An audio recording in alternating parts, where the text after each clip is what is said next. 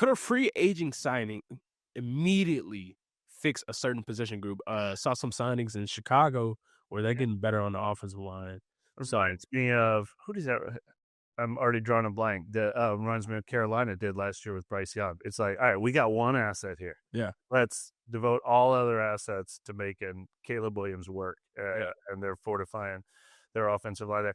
I mean, the answer is yes and no. Like, that's not how I want to see the Saints approach the offseason. I don't want them to be like, hey, let's spend a lot of money on someone who makes us 2 wins better this season. We're going to talk about Devontae Adams in the Martin's question of the day coming up. I don't want them to think that way, but I also didn't want them to think that way with keeping the team together. You know, I made it clear, like, I'd go ahead and move on from Derek Carr. Like, I'd consider, like, you know, trying to move on from all the 30-somethings on this team and just speeding up the process. But if they're trying to win this year, which they are trying to win this year, they're not yes, sir. they're not eroding this roster.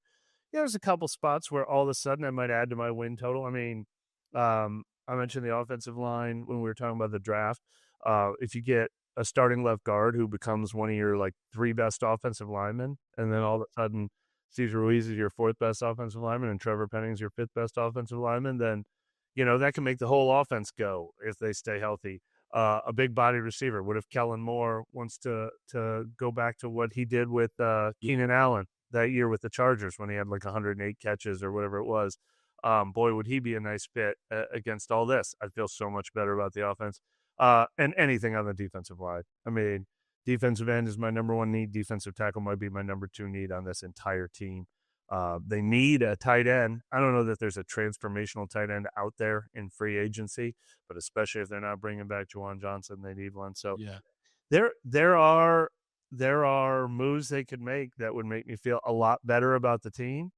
But I don't want them feeling like, you know, how do we go from an 8-win team to a 9-win team by spending $20 million on a guy? I would hope anyone they sign is like 27 years old and he's part of now and the future. Right, no, for sure. Even the other show when you were talking about Paulson Adebo coming back from that gruesome injury that he had, I was thinking in terms of Foster Moreau.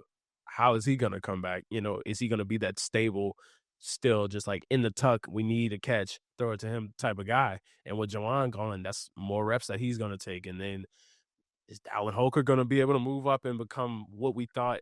I don't know if we thought Mason he was Hill's gonna be coming off that. a major injury and Foster Moreau's coming off Yeah. the Yeah. matrix. You might, you know, I don't know when we're going to see him, probably at some point during training camp. Like Mickey Loomis said, we've got like a list of 25 things we need to accomplish this offseason. Tight end's probably going to be on there twice. Yeah. No, for sure. So it's a lot of questions in there, man. It's a lot of how is this gonna go? But no, I think of course defensive line as a whole needs to add a piece on there who's young, who's gonna be, like you said, a part of the future. And does that include re-signing Chase Young? I mean, maybe like if we've talked so much about Chase Young being, to use a term you used earlier, fool's gold. Like, Yeah. somebody's going to look at him and be like, 25-year-old, all the traits, look at all the pressures he had, healthy now.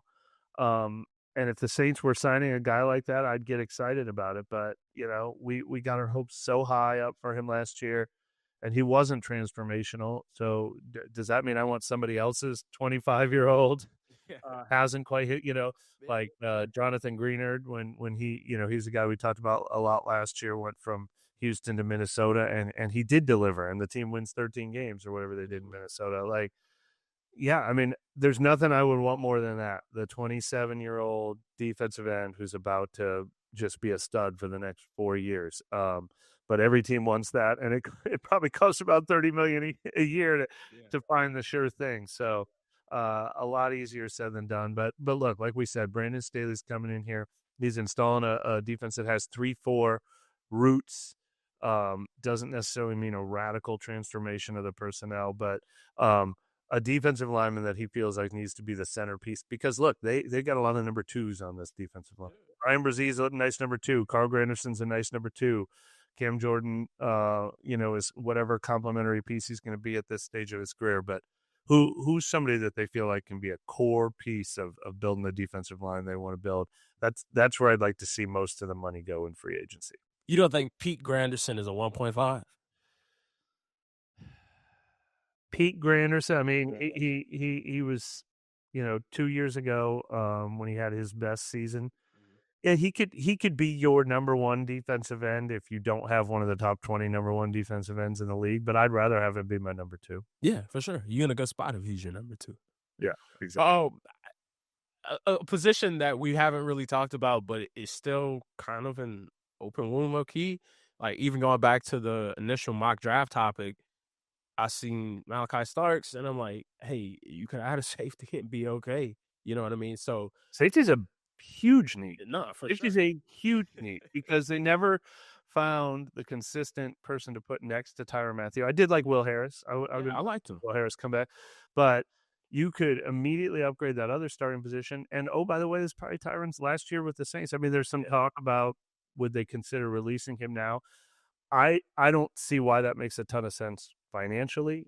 You're only saving so much money if you release Tyrann now. Yeah, and he's a I bet locker room he's leader. I wouldn't do it. year. Yeah, but life after Tyrann comes fast. No, whether you keep him this year or not. So What? it's a huge need. Yeah, and then Jordan Howden, he's developed a little bit last season, but not an exponential leap where it's like, oh, well, we have the future right here.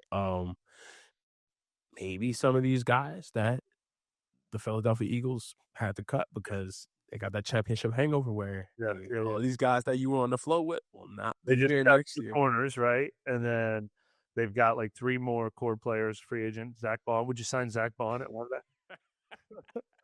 Probably not taking that call. I won't do it. I won't even come back and say, "Hey, man, let's try this again." It won't happen. The man was talking about how mentally he was just like destroyed being down here. Don't want to be back, but hey, not trying to be negative, not trying to draw him to that place. You remember? Open faith, I remember. Yeah, during the open media sessions of Super Bowl week, he was just talking about how he loved it down here. He had his first kid down here.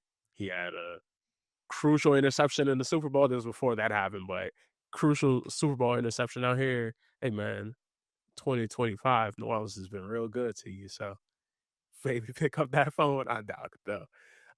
But yeah, man, there's a lot of band-aids that could be placed across the board. And that's the thing kind of in my mind with this season and the roster buildup as a whole.